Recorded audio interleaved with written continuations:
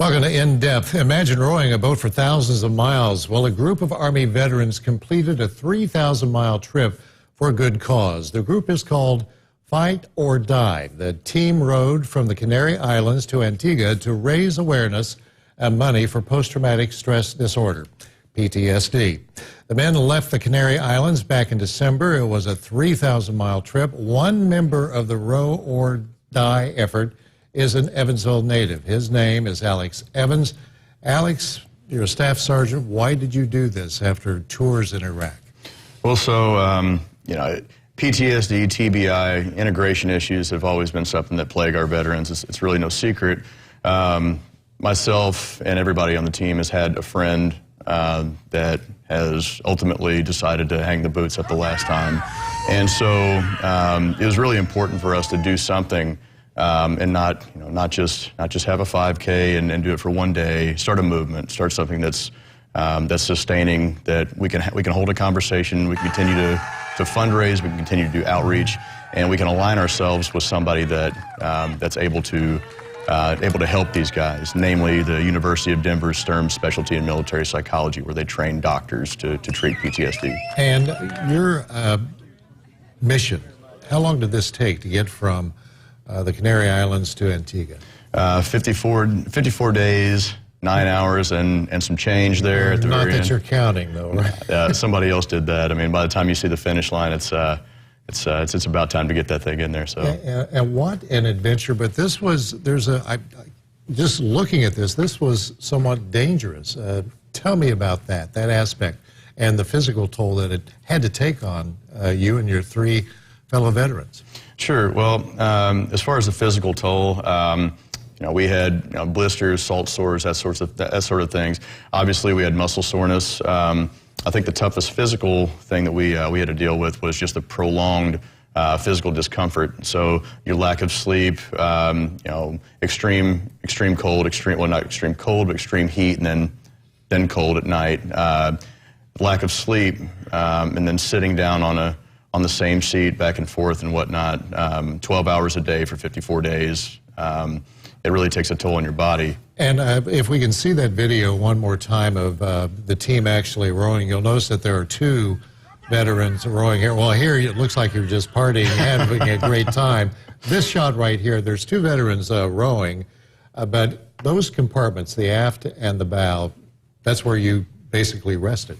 Correct. Tell me about that. Well, myself and Bo were in the bow cabin, and then Bryant and Chris were in the aft cabin. And with our rotations, so Bryant and I would row together, and Chris and Bo would row together. So when we rotated out, it helped keep the balance of the boat. We only had 1 person in a cabin per time, so we kind of used the rotation as kind of as a means of balance and for a means of work. And you guys had obviously a lot of support. This shot right here is that we saw where they were greeting you. Where was this in Antigua or Canary? That was in Antigua, and we had our following was awesome. I mean, we had people from people we didn't even know show up in Antigua. Bryant's mother, my mother, both showed up there. Really surprised us, and our following has grown quite a bit. It's actually really amazing, and you can tell that what we meant to do is working. We're getting phone calls from the outreach we're conducting, and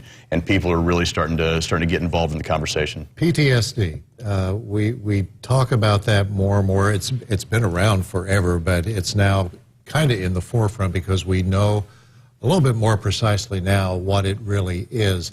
Was there a personal story that touched you, that ignited you to be a part of this? Sure. Well, so in kind of the immediate sense, when we got this off the ground, Bo and I had a friend that had committed suicide, and that really struck us to start something. Initially, I had a friend that had lost his leg, and he had done this challenge himself, and he had done it with amputees and able-bodied persons alike, and they raised £1.4 million. He was a British guy. So it's been a long time coming, but what really sparked the fire was the suicide of our friend. You had tours in Iraq, and you were a staff sergeant, so you had a tremendous responsibility, and you had a lot of, well, I won't say kids, but a lot of men and women under your rank there.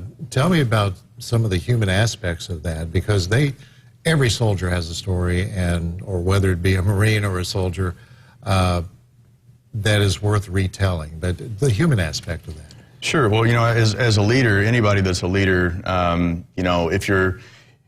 if you're doing your job correctly and you really care about your subordinates, then that's about it. They essentially are your children, and they're also your brothers and sisters. So you have a family type love for everybody you serve with, and even now we feel the same way about each and every veteran out there. So when we have people follow us and people are responding to the outreach, we take that to heart. So it's no different out of the service or in the service. I mean, we look at the veteran issue the same way we would if it was in our ranks. And you have a ballpark idea of how much money was raised with this effort? Sure. Ballparking it, just over $300,000. Wow, that's amazing. And you were telling me that there have been fewer people do this than people who have gone into outer space and climbed the tallest mountains on Earth. So this is really something special, but it's been going on for some time. Correct. Ocean crossings have been going on for quite some time. The Talisker Whiskey Challenge has been going on for upwards of a decade, maybe a little bit longer. My dates aren't perfect on that, but I was told up until this year, more people climbed Everest every year than had ever done this. So I think that's a pretty nice number. And then, of course, the number with more people going to outer space than have done this. Would you do this again? I would. Chris Kuntz and I have both said that we'd be permanent alternates in case nobody else can do it. Now, would I do it again next week? I'm not quite sure. You need a bit of a break, right? Yeah, but no, I mean it's not something I would put out of the realm of possibility. Well, it's a small world. I understand you're a good buddy of Alan Kissinger. Grew up together. Did a profile on Alan a few years ago. He is a character, but he is a good man, a Marine, always a Marine, and just one of the stories that we've been very fortunate to share with the Tri-State. Alan's doing very well, and if you're watching, Alan, thank you very much for all you do and for your service. And thank you for your service, Sergeant Evans, and good luck on your next mission. Yeah, thank you, sir. This is this goes on all year, every year. We're pushing through teams from now through 2020. We've got a skipper for 2020, so the mission doesn't stop right now. We'll keep the fundraising going, we'll keep the outreach going, and we'll just keep rolling. And look forward to everybody getting involved. You can check us out on Facebook at Fight or Die, OAR, Fight or Die, because puns are fun.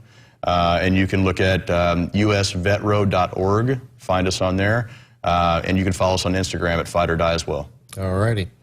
Staff Sergeant Alex Evans from the U.S. Army, and kind of an expert on rowing a boat. Thank you so much for joining us. Thank you for having me.